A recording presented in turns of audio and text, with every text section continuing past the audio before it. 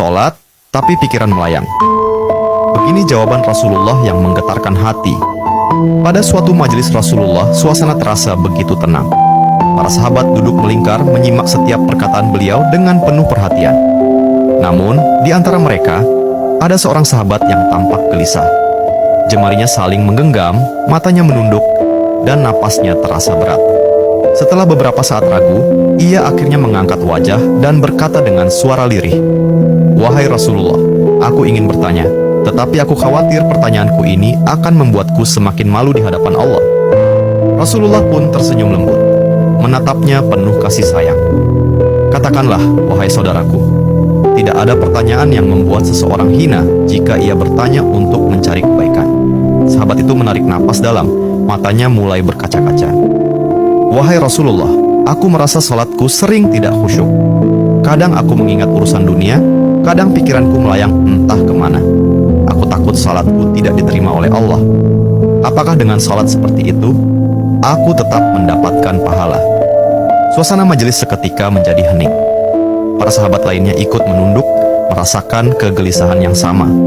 Mereka tahu betapa beratnya pertanyaan itu. Namun, yang terjadi setelahnya benar-benar di luar dugaan. Rasulullah tidak langsung menjawab. Beliau menatap sahabat itu dengan penuh kelembutan. Lalu tiba-tiba air mata mulai membasahi pipi beliau. Para sahabat terkejut. Mereka jarang melihat Rasulullah menangis dalam situasi seperti ini. Dengan suara bergetar, beliau berkata, "Demi zat yang jiwaku berada di tangannya, sungguh setan tidak akan pernah berhenti berusaha mencuri bagian dari sholat seorang hamba hingga ia teralihkan. Tetapi ketahuilah, Allah tetap melihat usahamu." Rasulullah menarik napas dalam, lalu melanjutkan, "Wahai saudaraku, jika engkau meninggalkan salat hanya karena takut tidak khusyuk, maka setan akan menang. Tetapi jika engkau tetap berusaha salat meski pikiranmu teralihkan, ketahuilah bahwa setiap kali engkau berusaha kembali kepada Allah dalam salatmu, saat itulah Allah menyambutmu." Mendengar itu, sahabat tersebut tak mampu menahan tangis. Begitu pula para sahabat lainnya.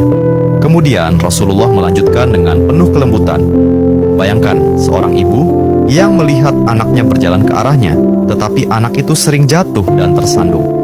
Apakah sang ibu akan marah? Tidak.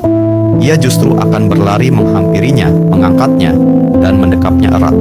Itulah Allah. Ia lebih penyayang daripada seorang ibu kepada anaknya.